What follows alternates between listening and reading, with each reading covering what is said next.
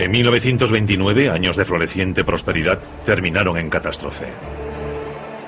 Fue la mayor caída en la historia de la bolsa de la que se tiene constancia. Es imposible subestimar el shock. La sensación era de sorpresa e incredulidad. Los inversores novatos habían perdido prestadas grandes cantidades de dinero para especular en el mercado. El mercado reventó bruscamente y mucha gente fue arrastrada con él. Fue muy doloroso. Después, miles de bancos quebraron. Millones de personas lo perdieron todo. La pobreza te rodeaba por todas partes. Fue muy doloroso. Al crack le siguió una depresión que se extendió por todo el mundo. Duró una década y fue el preludio de la guerra. Esta es la historia del desastre financiero que confiábamos que nunca volvería a ocurrir.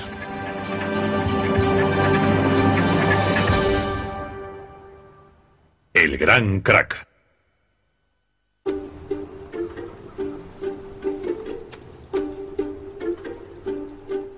Miércoles 23 de octubre de 1929.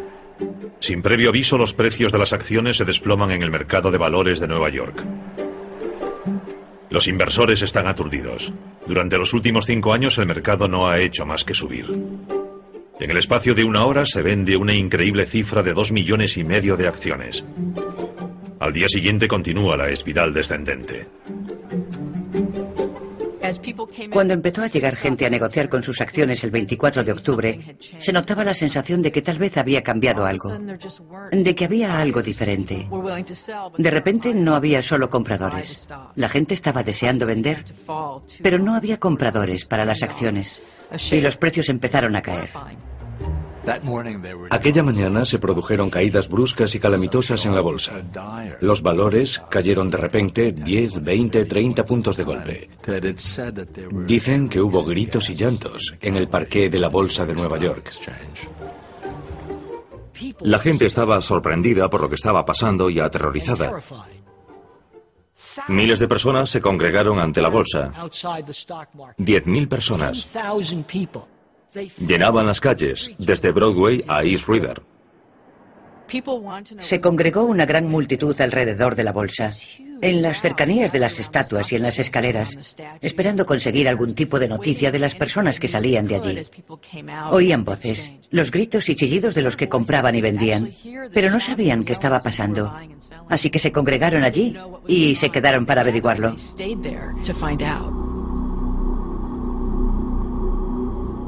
Muy pocas de las miles de personas que esperaban se dieron cuenta de la magnitud del desastre que estaba a punto de producirse. Tampoco se imaginaban que en los 5 días siguientes una catástrofe financiera arrasaría los cimientos de la prosperidad de los Estados Unidos. Pero para comprender por qué se produjo el crack, debemos retroceder una década, a una época en la que la confianza estadounidense era tan grande que parecía que los buenos tiempos durarían para siempre.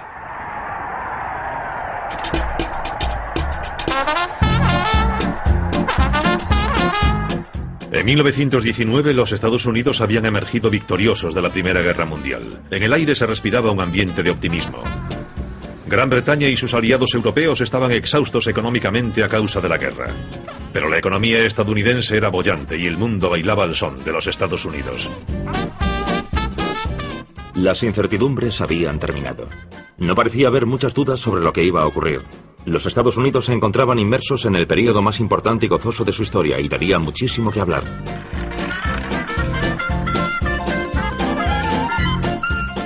En los años 20 la vida cotidiana estaba cambiando.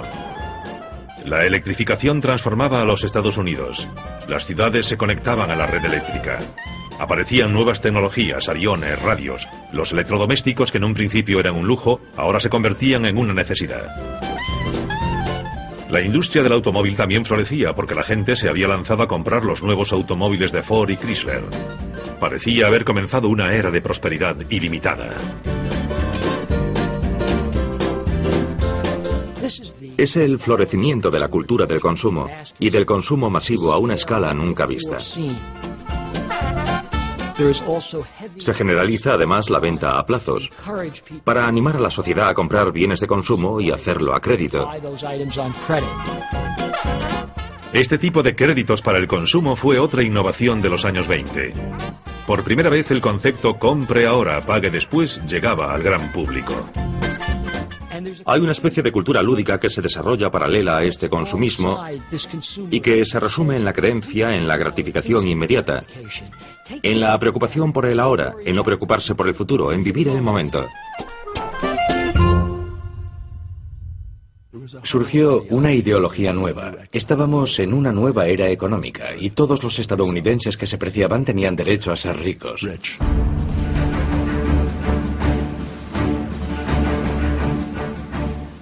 Con la facilidad para conseguir créditos y el incremento de la renta disponible, los estadounidenses buscaron nuevas formas de hacerse más ricos.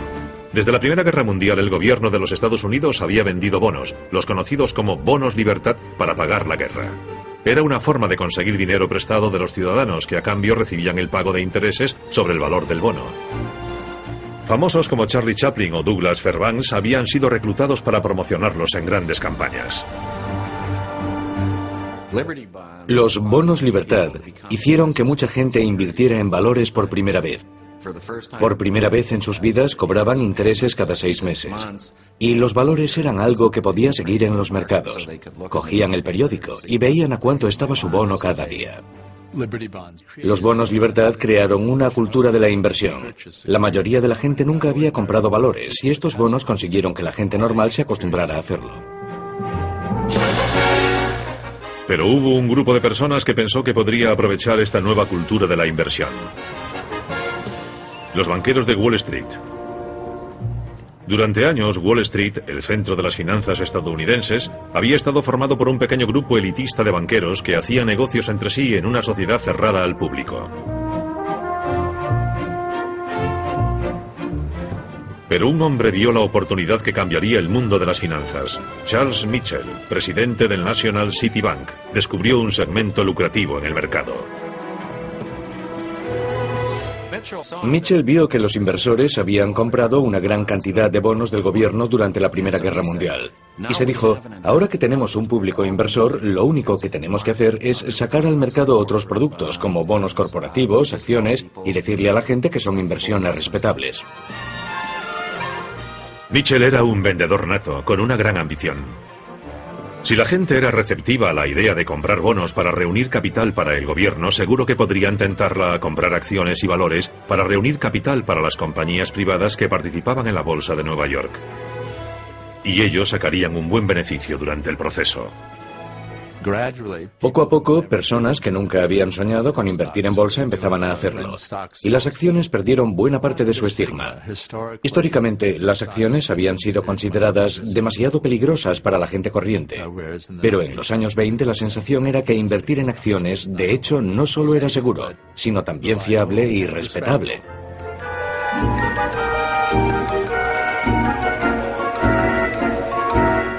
La idea cuajó. Y para aprovechar este nuevo y lucrativo mercado, Mitchell abrió agencias de corretaje por todo el país, donde las personas que tenían dinero, pero no conocimiento sobre inversiones, podrían especular en acciones y valores. Este frenesí especulador alcanzó a todo tipo de personas, no solo a profesionales. La gente normal también empezó a participar en un número sin precedentes por todo el país. No solo en Nueva York, sino en otras ciudades, en localidades pequeñas. Por todos los Estados Unidos la gente estaba encantada con la bolsa.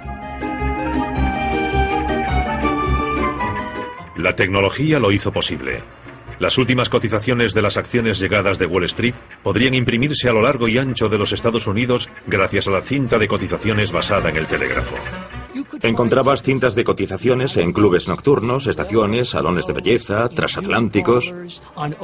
El mercado se convirtió en una parte omnipresente de la cultura lúdica de los Estados Unidos en la década de los 20. Como, duermo, sueño, hablo por y para las acciones. Creo que es la única forma de ganar dinero.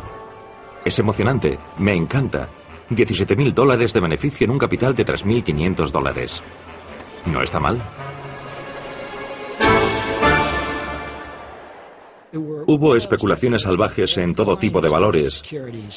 En las acciones de productoras de cine, empresas aeronáuticas y en las automovilísticas.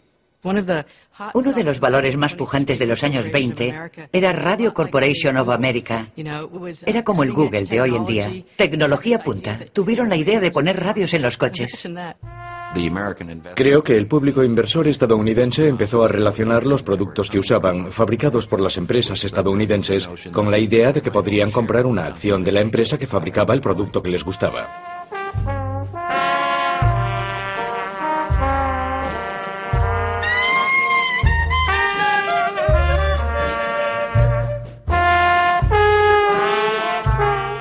A mediados de los años 20, unos 3 millones de estadounidenses invertían en bolsa y Wall Street captaba la atención del público.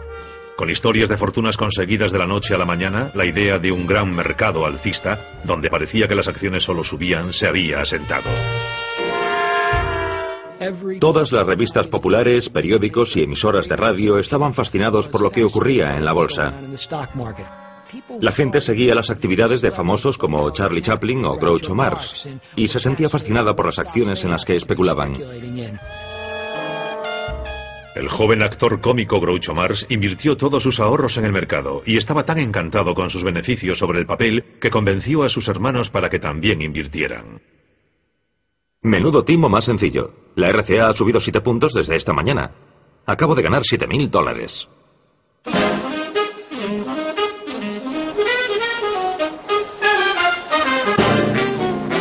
Pero no solo los famosos se habían convertido en especuladores. Los grandes especuladores de Wall Street se estaban convirtiendo en famosos. Se les consideraba personas creativas, emprendedoras y que traían riqueza a los Estados Unidos. Joseph Kennedy, padre del futuro presidente Kennedy, formaba parte de esta nueva clase de astutas superestrellas de la economía. La gente estaba fascinada porque algunos de estos hombres, como Joseph Kennedy, eran personas normales. Habían salido de la nada y su rápido ascenso en los mercados era un ejemplo para la gente corriente de que algún día ellos también podrían ser así. Corrían rumores de que cualquier persona, desde un botones a un barbero, podía ganar dinero fácil en la bolsa. Un limpiabotas de Wall Street, Pat Bologna, fue uno de los que se dejó convencer por esas historias de fortunas ganadas de la noche a la mañana. Todo el mundo iba a hacer fortuna. Si vivías en Nueva York, la bolsa era lo máximo. Mi padre tenía unos 17 o 18 años. Cada día les limpiaba los zapatos a literalmente los grandes hombres de los Estados Unidos. A gente como Joseph Kennedy, ejecutivos como Mitchell. Conversaba con ellos y llegó a convertirse en un experto en cosas como la Reserva Federal y otros temas en los que no esperarías que un limpiabotas fuese un experto. Pero hablaba con las grandes mentes de Wall Street todos los días. Así que mi padre empezó a invertir en bolsa. A decir verdad, yo aprendí a leer leyendo las páginas de las cotizaciones, porque a eso se dedicaba mi padre. Quiero decir que crecí con la bolsa. Nos encontrábamos con la bolsa para desayunar y con la bolsa para cenar, y cuando volvíamos a casa, la bolsa era el mundo. Yo empecé en 1928, porque como muchos jóvenes quería ir al lugar donde todo el mundo estaba ganando dinero. Mi primer trabajo fue como mensajero en el parqué de la bolsa. Solo tardé una semana o dos en darme cuenta de que la mayoría de las veces la gente es avariciosa.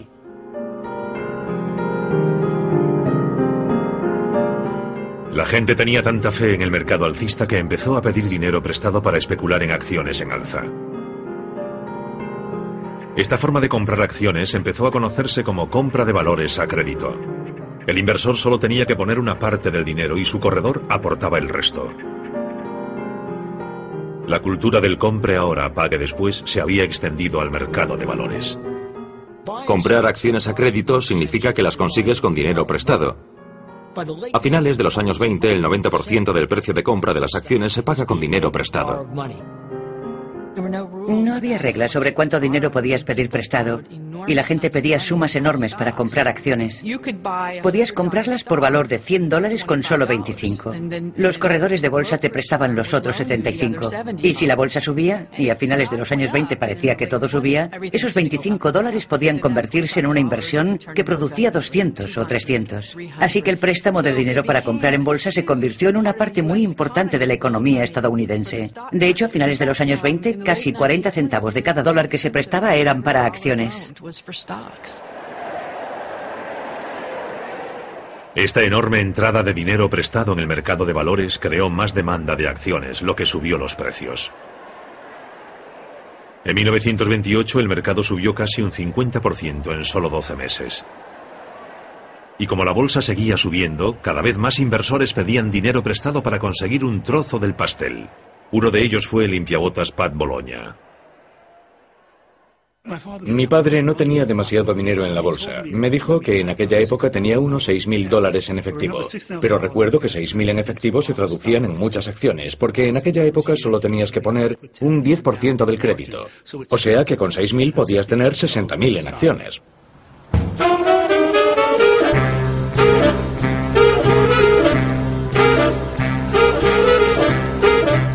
Wall Street estaba ansioso por conseguir nuevos clientes. Había un grupo de posibles inversores a los que Wall Street siempre había ignorado, pero ahora quería su dinero.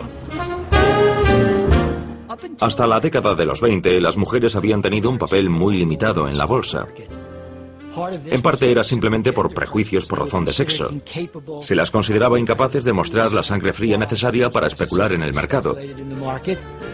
Pero en la década de los 20, la popularización de la bolsa llegó a un buen número de mujeres. Los años 20 fueron una época estupenda para las mujeres. Dieron un paso adelante. Empezaron a asumir el control de su propio dinero. Se matricularon en la universidad en un número récord en los años 20 y empezaron a interesarse también por la bolsa. Era la forma de conseguir su propia riqueza. Una de esas inversoras fue una fotógrafa pionera de Nueva York llamada Alice Austin. Vivía en Staten Island, al otro lado del río, frente a Wall Street. Había llegado a esta casa con tan solo 2 meses de edad. Era inteligente. Era aventurera. Cuando cumplió 11 años le regalaron una cámara, algo que en aquella época era un invento nuevo, e inmediatamente se puso a usarla. A lo largo de los años sacó unas 8.000 placas negativas, lo que la convierte en uno de los primeros fotógrafos de los Estados Unidos y de los más prolíficos. Gracias a la herencia de su abuelo, Alice había llevado un estilo de vida cómodo, pero en la década de los 20 su fortuna había menguado y se vio tentada por la promesa de dinero fácil de Wall Street. Alice Austin descubre que anda escasa de fondos y se pregunta qué puede hacer. Sus amigos le aconsejan ser conservadora, reducir gastos, tal vez no ir a Europa, no comprarse un coche. Pero Alice conoce a un corredor de bolsa que le aconseja que nada de eso, que compre acciones, que se haga rica rápido. Le dice que puede prestarle dinero para que compre más acciones todavía a crédito. Y a Alice Austin le pareció una buena idea.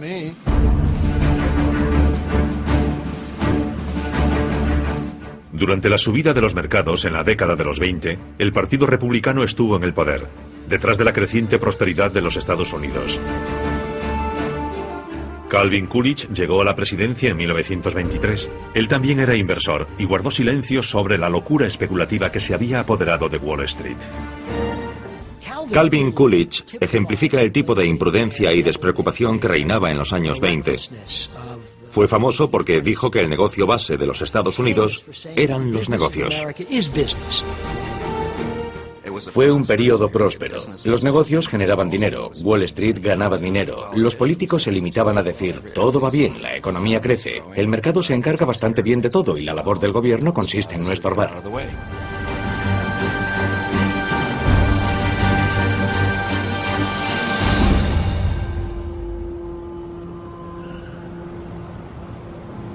Durante la presidencia de Coolidge, el poder de Wall Street siguió creciendo sin control. Su administración tenía contactos estrechos con un grupo de élite de banqueros y financieros, el círculo íntimo de Wall Street. Su riqueza y contactos les otorgaban una inmensa influencia sobre la política económica del gobierno. Había sociedades pequeñas, privadas, elitistas. Eran como la realeza de Wall Street. Eran lugares muy discretos y misteriosos. Eran firmas pequeñas, con capital limitado, pero que ejercían un enorme poder.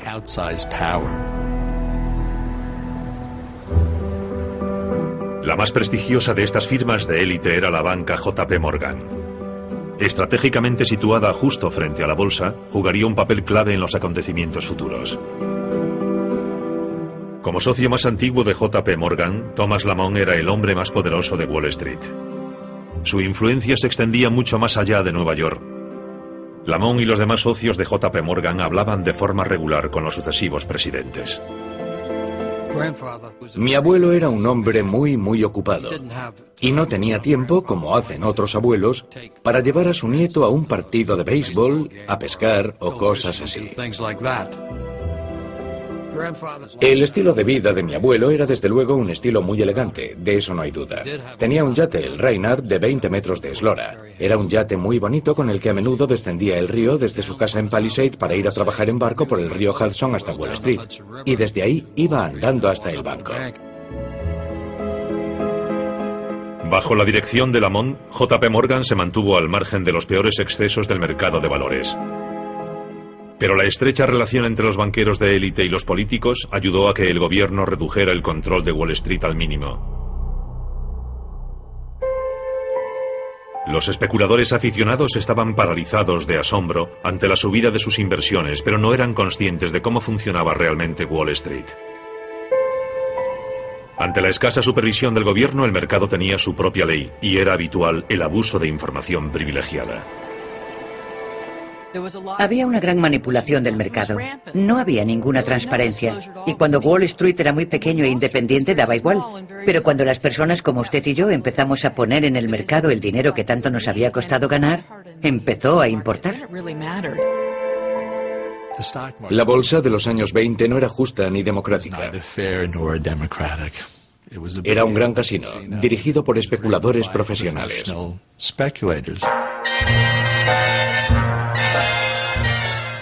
Los pequeños inversores apostaban los ahorros de toda una vida y no se daban cuenta de que las apuestas estaban en su contra. Hombres como Joseph Kennedy no hicieron fortuna simplemente escogiendo las mejores acciones.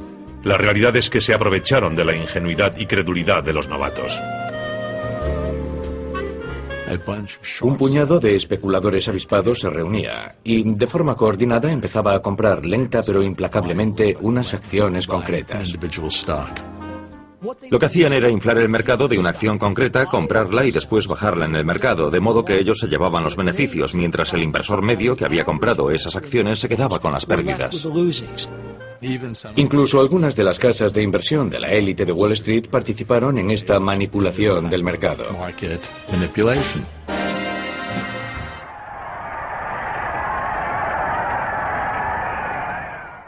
En marzo de 1929 tomaba posesión un nuevo presidente republicano, Herbert Hoover. En su discurso alentó a sus conciudadanos. Hemos alcanzado el mayor nivel de comodidad y seguridad que se haya conocido jamás en la historia del mundo. Pero en privado, su confianza era menor.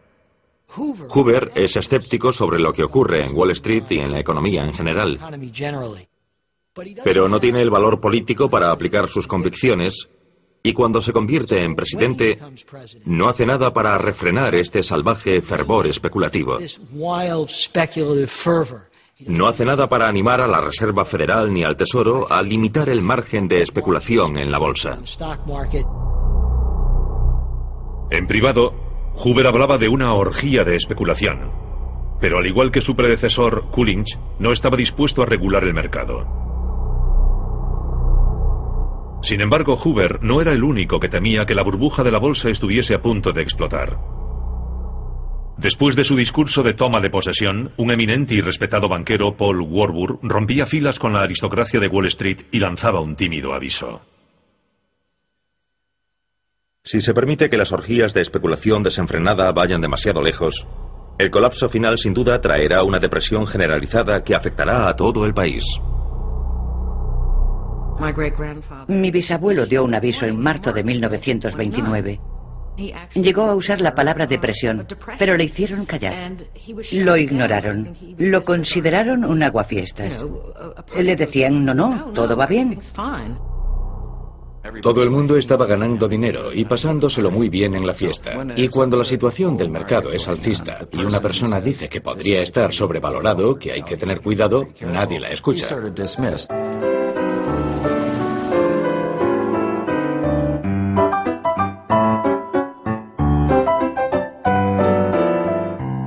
Las predicciones de Warburg cayeron en oídos sordos, y entre mayo y septiembre de 1929, 60 nuevas empresas se unieron a la Bolsa de Nueva York, añadiendo más de 100 millones de acciones al mercado y alimentando la burbuja inversora. Cuando ocurre siempre dicen lo mismo. Esta vez es diferente. Es un mundo financiero diferente. Es un mundo nuevo. De hecho, Groucho Marx se reunió con su corredor en un momento dado y le dijo: no entiendo cómo los precios siguen subiendo. Y su broker le contestó: bueno, debe comprender que ahora estamos en una economía mundial. Y esto fue en 1928. ¿Hemos oído eso alguna vez desde entonces? Algunos especuladores profesionales notaron que el mercado se estaba recalentando. Los más astutos se salieron durante el verano. Un día, al parecer, Joe Kennedy, según sus propios recuerdos, dijo: si el limpiabotas sabe tanto como yo sobre el mercado de valores, tal vez es hora de que yo lo deje. En septiembre, el mercado se había vuelto más volátil todavía. En privado, el malestar del presidente Hoover aumentaba. Herbert Hoover siguió haciendo averiguaciones entre sus amigos de Wall Street. Les preguntó si debería preocuparse y recibió un informe de Thomas Lamont, que era el socio más antiguo de JP Morgan & Company. Mi abuelo le dijo en una carta que el mercado se corregiría solo y que no le parecía que hubiera necesidad de que el gobierno interviniese de ninguna manera en el mercado. Lamont tranquilizó a Hoover. Le dijo que no había motivo para preocuparse, y el informe acababa con la frase: el futuro se presenta brillante.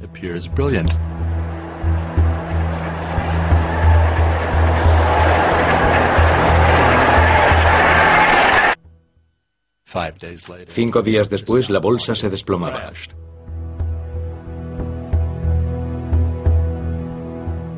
Nadie sabe qué provocó la repentina pérdida de confianza que se produjo al final del miércoles 23 de octubre. Pero de repente, una brusca caída en las acciones del sector del automóvil provocó un frenético negocio de última hora. Se vendieron millones de acciones de repente. Al día siguiente, comenzaba el gran crack de 1929.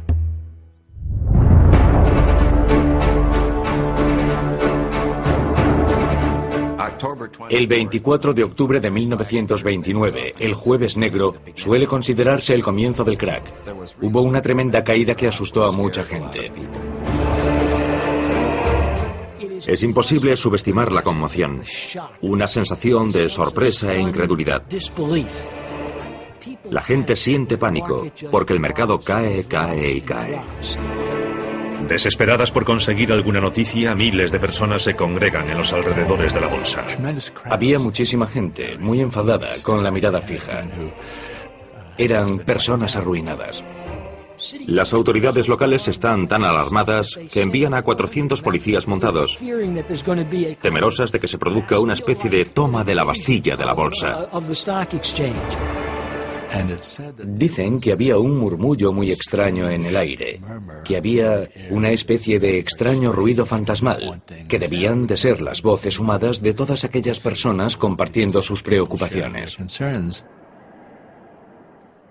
La reacción popular fue: esto no puede estar pasando.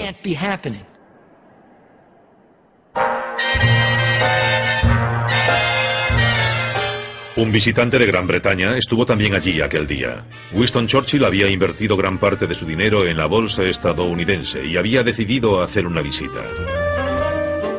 Me encontré caminando por Wall Street en el peor momento de pánico. Y un prefecto extraño que me reconoció me invitó a entrar en el parqué de la bolsa. Esperaba encontrarme con un pandemonio, pero el espectáculo que vieron mis ojos fue de sorprendente calma y orden.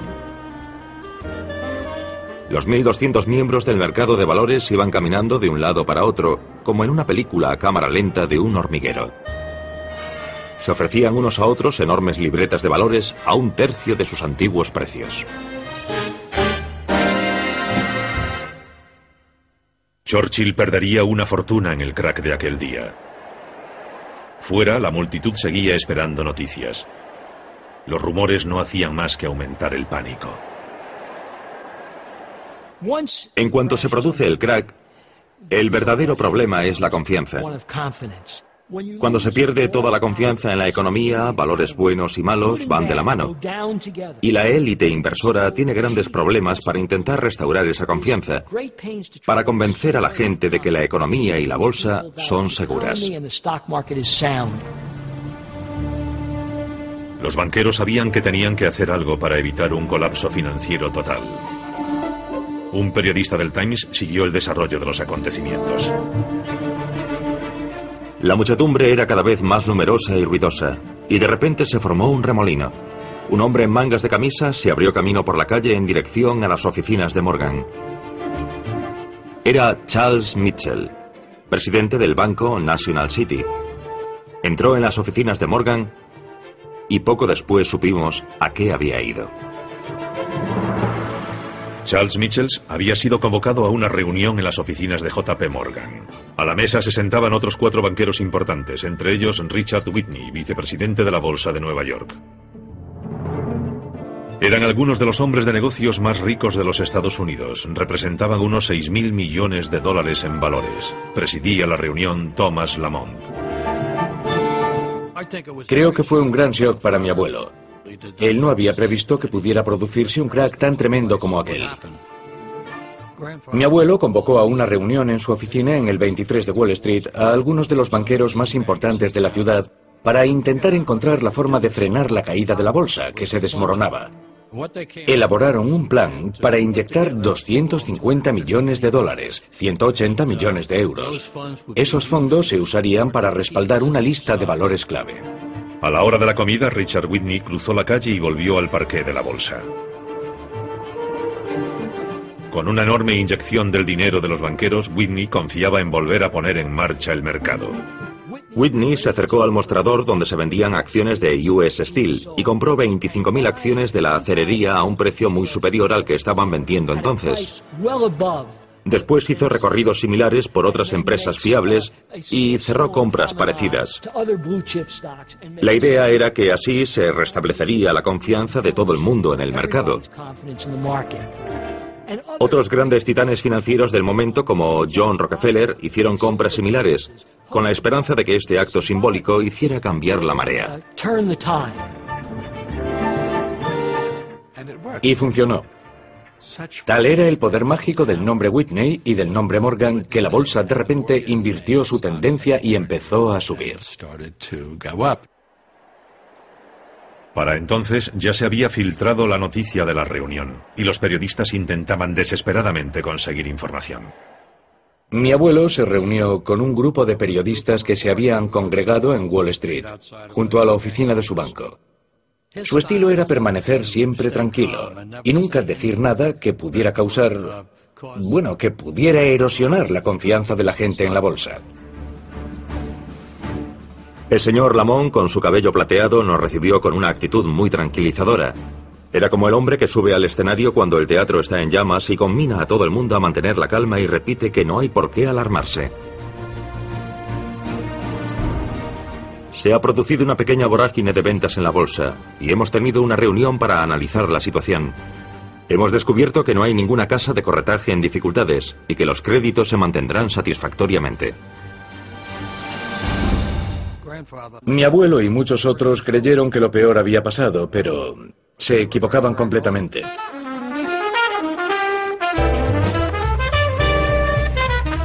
Durante el fin de semana pareció que la intervención de los banqueros había funcionado. Las transacciones del viernes y el sábado por la mañana fueron tranquilas y sin incidentes. El presidente Hoover también intentó calmar los nervios repitiendo un mantra que se ha usado en muchos otros desplomes de la bolsa desde entonces. La actividad fundamental del país, que es la producción y distribución de bienes, se apoya en una base sólida y próspera. Pero en las oficinas del distrito financiero reinaba el caos total. No olvidemos lo primitiva que era la tecnología entonces. Se hicieron tantas transacciones el 24 de octubre que las máquinas tardaron 4 horas en imprimirlas todas una vez que cerró la bolsa. La máquina, saturada de información, iba horas por detrás de las transacciones y resultaba completamente inútil. Durante toda la noche, las luces resplandecían en las ventanas de los rascacielos de oficinas, donde corredores a crédito y contables se enfrentaban a la desesperada tarea de intentar cerrar los negocios de un día antes de que comenzase el siguiente. se desmayaban sobre sus mesas. Los agotados mensajeros caían exhaustos sobre los suelos de mármol de los bancos y se quedaban dormidos.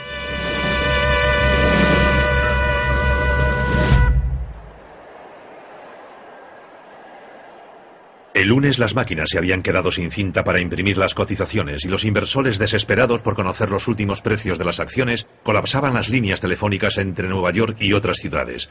Muchos especuladores empezaban a descubrir las desventajas del crédito fácil y la compra de valores a crédito. Un número significativo de personas que compraban acciones en los años 20 lo hacían con dinero prestado. Y por supuesto, la ventaja de comprar acciones con dinero prestado es que las ganancias son tremendamente rápidas y cuantiosas cuando la bolsa sube. Pero, por supuesto, cuando baja, toda la maquinaria se invierte. Y en ese momento las pérdidas también son cuantiosas. Quienes habían pedido dinero prestado para comprar acciones ahora tenían que cubrirlo. Y esto es algo que no había ocurrido nunca, porque el mercado siempre había subido. Habían invertido $25 por cada 100 de acciones, pero ahora las acciones han bajado. Y lo que ocurre es que a los corredores que han hecho esos préstamos les preocupa no recuperar su dinero. Le reclaman a la gente que aporte más efectivo o se venderán sus acciones.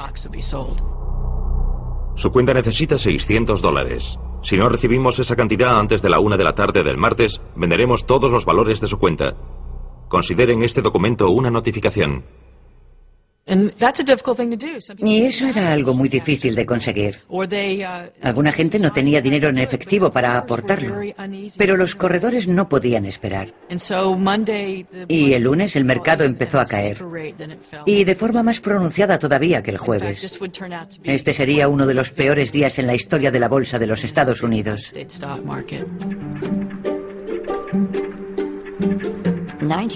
En 1929, cuando se desplomó la bolsa, yo era una niña. Solo tenía 7 años. Sin embargo, recuerdo claramente algunos de los detalles de aquel día. No había muchos medios de comunicación, y cuando ocurría algo extraordinario, los periódicos sacaban un extra. Le llamábamos extra y costaba 2 centavos. Aquellos niños con sus gorras de visera iban corriendo por las calles gritando: ¡Extra! ¡Extra! ¡Léanlo todo sobre la noticia! E invariablemente alguien salía de casa, bajaba a la calle, compraba el diario por 2 centavos y nos enterábamos de lo que ocurría. Y así fue como nos enteramos del crack. Aquellos días Vera estaba con una amiga de la familia y llegó la noticia de que la tía de su amiga lo había perdido todo. Aquella señora menuda lloraba en silencio. No hacía más que retorcerse y retorcerse las manos e iba de habitación en habitación. Eso es todo lo que recuerdo de aquel día.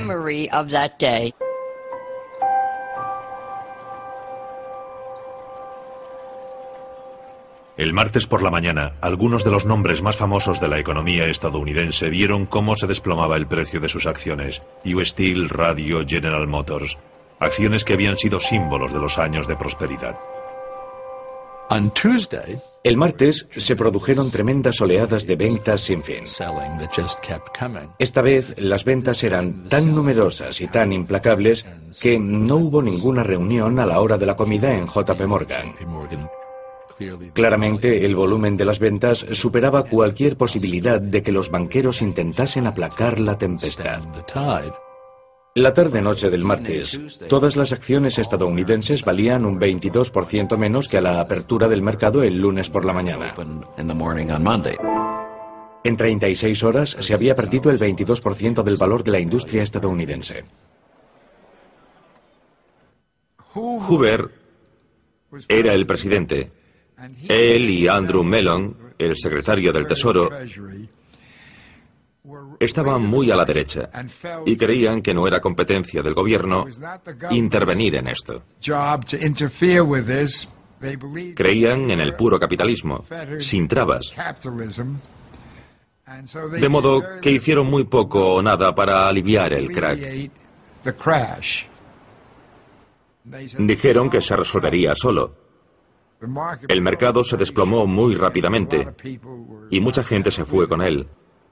Fue muy doloroso. Casi todo el mundo perdió dinero, como ha ocurrido ahora.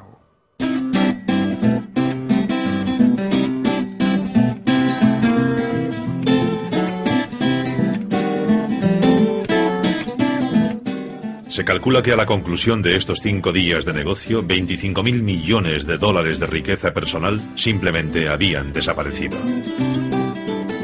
La bolsa sigue cayendo sin fin. Hay órdenes de venderlo todo. Calculo que me quedarán unos 500 si tengo suerte. Un humilde final a un beneficio potencial que no hace ni 4 meses rondaba los 100.000 dólares. Al menos me digo a mí mismo, lo he perdido todo en el mayor pánico de la historia. Yo tuve mucha suerte. Nunca me quedé sin trabajo. Me bajaron el sueldo. Afortunadamente, mis jefes eran gente muy rica. Cuando me lo dijeron, me preguntaron, ¿por qué sonríes? Y les contesté, creía que me iban a despedir. Quienes se lo podían permitir afrontaron sus pérdidas con humor negro. I am one of the lambs that Wall Street has shorn. When I was a little girl, a patron of art left me $1 million for my musical education. But I thought I couldn't live on the income from $1 million. So I asked all my rich friends for tips on the market. They gave them to me, and I lost my million. Now the only thing I have left is this chinchilla coat of mine. From now on, my hands are off the ticker and on the piano keys. But if you're lucky enough to have $1 million, hold everything and don't play the market. Otro artista que había apostado y perdido fue Groucho Marx. Su especulación imprudente le costó todo lo que había ganado. El destino de la fotógrafa Alice Austin fue el típico de quienes se habían acercado al mercado sin darse cuenta de los riesgos. Básicamente lo perdió todo. Entre el 29 y el 30 su cuenta se queda a cero. Y eso es todo un shock para Alice Austin. Imagino que no se lo cree. Como mucha gente no se lo cree. Piensa que solo tiene que esperar un poco y que el mercado se recuperará. Y sigue viviendo como si fuera rica. Alice hipotecó su casa. No para pagar sus deudas, sino porque quería hacer otro viaje elegante por Europa. Mi padre lo perdió todo. Lo perdió todo, pero tenía 22 años, así que se lo tomó con filosofía. Cuando tienes 22 años no es tan dramático. La gente que lo rodeaba era gente mucho más establecida, de 50 a 60 años. Habían perdido los ahorros de toda una vida y sentían un pánico absoluto. No todo el mundo pudo asumir sus pérdidas. Aunque el número de suicidios se ha exagerado, a algunos les pareció la única salida. Sé que la gente ha leído historias sobre Wall Street, sobre gente que abrió las ventanas de su oficina y saltó. Eso ocurrió realmente, no es una leyenda urbana. Hubo gente que se suicidó. Personas que habían trabajado 30 y 40 años en Wall Street y habían amasado fortunas, en apenas unos días lo perdieron todo. Lo siento, no he podido devolver los 2 libros hasta ahora. Pero la situación en el distrito financiero nos ha tenido muy ocupados. Ayer una mujer saltó desde el tejado de nuestro edificio, 44 pisos. Pasó ante nuestra ventana, vi su cuerpo tendido en la calle, y la imagen me pareció tan horrenda que me puse enfermo.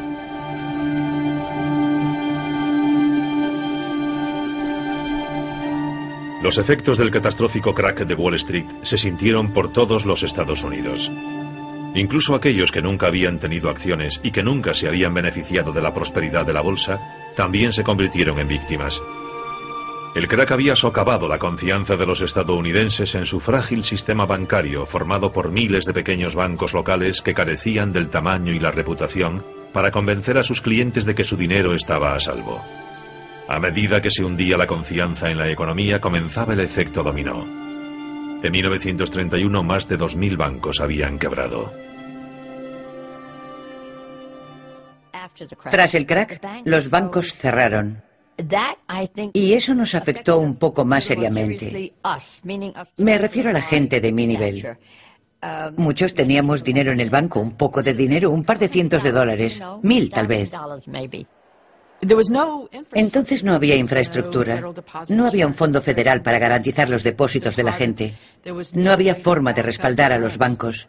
Si los bancos se habían equivocado, tú como cliente lo pagabas. Querías usar tu dinero y ya no estaba allí. La gente se enteraba de que determinado banco no era solvente y empezaba a preocuparse por su propio banco. Retiraba fondos y la situación se convertía en un terrible círculo vicioso. Cerca de 3.000 bancos cerrarían en los 2 años siguientes. Y entonces todo el sistema financiero parecía no solo inestable, sino también inútil.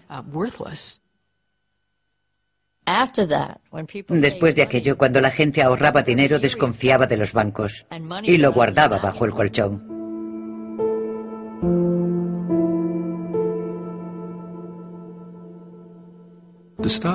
La caída de la bolsa en 1929 no generó la Gran Depresión, pero sí que inició una cadena de acontecimientos que culminarían en la Gran Depresión. Bueno, esto le sonará familiar, pero los bancos estaban prestando dinero a la bolsa. Las empresas estaban prestando dinero, los corredores estaban prestando dinero, y cuando los precios cayeron, todo ese dinero desapareció. Casi inmediatamente, las empresas empezaron a pasar apuros, a tener escasez de capital, a notar el dinero perdido, y empezaron a prescindir de gente, a despedirla. Se produjeron bancarrotas en masa, hubo una crisis de liquidez exactamente igual a la que tenemos hoy. Es decir, que todo tipo de negocios eran incapaces de conseguir préstamos para mantenerse a flote. Aunque se tratase de negocios totalmente solventes, no conseguían créditos a corto plazo para pagar a sus empleados, para comprar más productos, para pagar a sus proveedores, y empezaron así las bancarrotas. Y a medida que se producían las bancarrotas, la gente se quedaba sin empleo, y al no haber trabajo, caía la demanda. Y eso es lo que causa un daño traumático a la sociedad. Tan traumático que en el caso de la memoria estadounidense solo es superada por la Guerra Civil, como el momento más trágico en la historia de los Estados Unidos. Mi padre tenía una agencia de corretaje de valores relativamente modesta. Una noche, durante la cena, mi padre dijo que había tenido que despedir a un empleado. Yo, muy arrogantemente, dije, bueno, ya encontrará otro empleo, ¿no? Mi padre me contestó, no. Es un hombre mayor, no muy preparado, y no creo que lo encuentre. Y entonces mi padre se echó a llorar. Fue la primera vez que vi llorar a mi padre.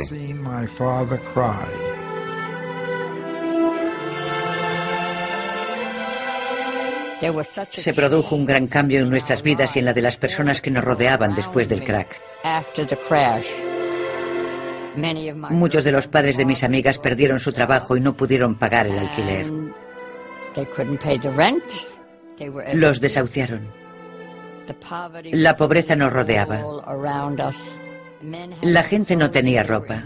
Iban con harapos. Literalmente harapos. Se envolvían los pies en periódicos y cartones. Eran sus zapatos improvisados para caminar por la calle. Y si te acercabas a Central Park, veías aquella zona enorme, un estanque que había sido vaciado y que estaba lleno de casas hechas con cajas de cartón en las que la gente pasaba la noche. Le llamaban Hooverville porque así se llamaba nuestro presidente de entonces. Y, por supuesto, de todo el crack de la bolsa y de toda la pobreza se le culpaba a él. Era algo lastimoso.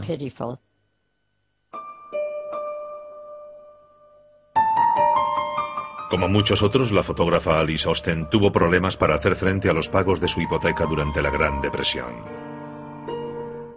Unos años después de comenzada la depresión, a Alice Osten se le acaba el dinero. No le queda nada. La echan de su casa. La llevan a un asilo para indigentes. Y es un asilo digno de una novela de Dickens, donde vive un par de años. Milagrosamente se descubren sus fotografías. Vende unas cuantas a las revistas Time y Life y con eso consigue el dinero suficiente para abandonar aquel asilo y mudarse a una residencia de ancianos decente. En cierto sentido, sus fotografías acuden en su rescate, la sacan de la pobreza y le conceden 1 año o 2 de vida decente. Paul Warburg, que con tanta precisión había predicho el crack y la depresión, salvó al banco que dirigía del desastre, saliéndose de la bolsa a tiempo. Pero eso no le sirvió de gran consuelo. Mi bisabuelo probablemente nunca recuperó el equilibrio personal después del crack. Que le llamaran la Cassandra de Wall Street, creo que fue muy doloroso para él. Todos recordamos que Cassandra no solo veía el futuro, también estaba condenada a que la gente la ignorara. Y creo que esto le causó su propia depresión. No creo que dijera nunca, os lo advertí. Creo que sintió que era muy trágico, que toda esta depresión mundial podría haberse evitado o esquivado al menos, que no tenía por qué haber sido tan fuerte. Y creo que eso probablemente provocó su prematura muerte. Murió en el último año de la presidencia de Hoover, cuando todavía no se veía el final.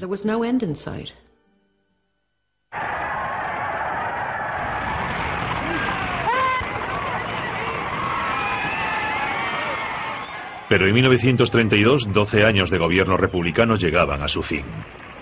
I, Franklin Delano Roosevelt, do solemnly swear that I will faithfully execute the office of President of the United States. El demócrata Franklin Roosevelt fue elegido presidente por mayoría abrumadora. Su primera tarea fue restaurar la confianza. The only thing we have to fear is fear itself. Visto como un salvador, Roosevelt prometió un New Deal para el pueblo estadounidense y regular el sistema financiero. There must be a strict supervision of all banking and credit and investment. There must be an end to speculation with other people's money. El nuevo presidente actuó rápidamente. Garantizó los depósitos bancarios y elaboró leyes para obligar a los banqueros a operar bajo una estricta supervisión gubernamental.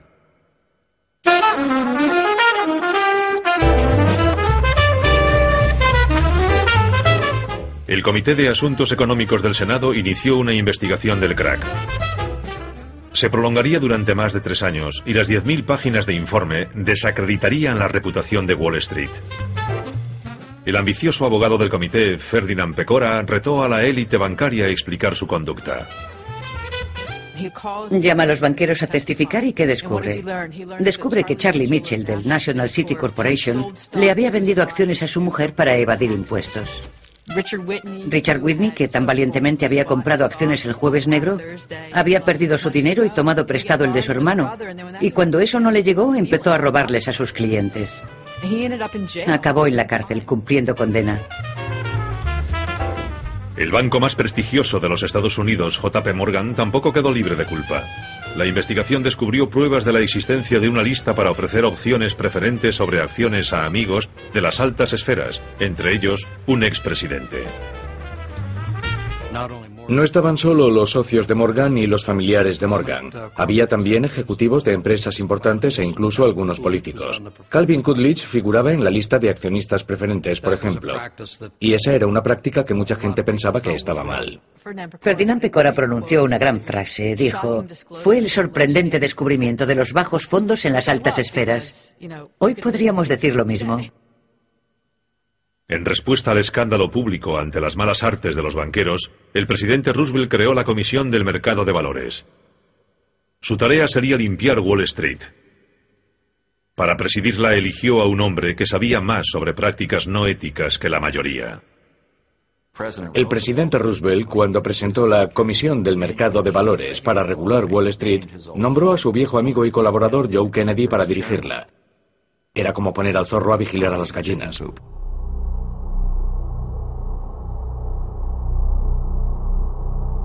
Aunque Roosevelt restauró la confianza en el sistema bancario, la Gran Depresión duraría hasta el estallido de la Segunda Guerra Mundial. Entonces, igual que ahora, la economía globalizada provocó que el crack y subsiguiente depresión se extendiera por todo el mundo. En Gran Bretaña se produjo una recesión en la producción y millones de personas perdieron su trabajo. Alemania, que todavía sufría las consecuencias de la derrota en la Primera Guerra Mundial, sufrió más si cabe. Mucha gente perdió los ahorros de toda su vida durante la Gran Depresión, que avivó en muchos países el deseo de tener un gobierno autoritario que les salvase, que rescatase a la economía. No hay duda de que el crack y la depresión refuerzan los movimientos anticapitalistas. Los comunistas habían tomado el poder en Rusia y los movimientos fascistas estaban en alza. Mussolini ya había llegado al poder en Italia y en Alemania se estaba fraguando la base política de Hitler. Y cuando el estilo de vida estadounidense, basado en un capitalismo de mercado libre, sufrió el crack de Wall Street y la depresión posterior, salieron reforzadas las personas que pensaban que había una forma de vida mejor. Mientras el comunismo y el fascismo prosperaban, muchas naciones ponían barreras para evitar el comercio libre y se encerraban en sí mismas para intentar salvar sus economías. El nacionalismo económico llevó a las guerras comerciales y más tarde a la guerra.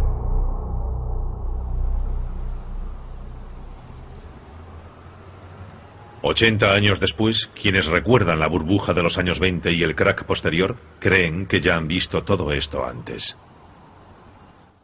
No creo que hayamos aprendido nada. Me he dado cuenta de que la gente tiene muy mala memoria. Siguen practicando compras a plazo, financiadas con deuda, sin pararse a evaluar los riesgos. Tenemos muchos créditos baratos como en los años 20. Con los créditos baratos la gente ha especulado con la vivienda y ahora la burbuja inmobiliaria ha reventado. Tenemos a un consumidor estadounidense habituado a la compra a plazos, endeudado hasta las cejas y que no puede hacer frente a esa deuda. La crisis de las hipotecas subprime o basura es un síntoma de ello. En los 80 y 90 había renacido la fe en el mercado libre. Y con la vuelta del optimismo, muchas de las reglamentaciones financieras introducidas por Roosevelt se consideraron anticuadas y se fueron suprimiendo poco a poco. Una vez más, un mercado poco regulado permitió que la especulación creciese sin control. Estamos cosechando las tempestades de esa desregulación. Estamos exactamente en la misma posición que estaban en 1929 cuando el gobierno miró para otro lado ante lo que ocurría en el mundo financiero. Lo que espero y creo es que el gobierno ha aprendido la lección e intenta dar pasos mucho más activos y mucho más agresivos que los que se dieron en la década de los 30 para intentar frenar el sufrimiento y el declive. La esperanza es que esos pasos funcionen. Pero las lecciones del crack de 1929 indican que la historia se repite, que la locura y la avaricia humana son fuerzas que pesan mucho más en los asuntos económicos que la razón y la moderación.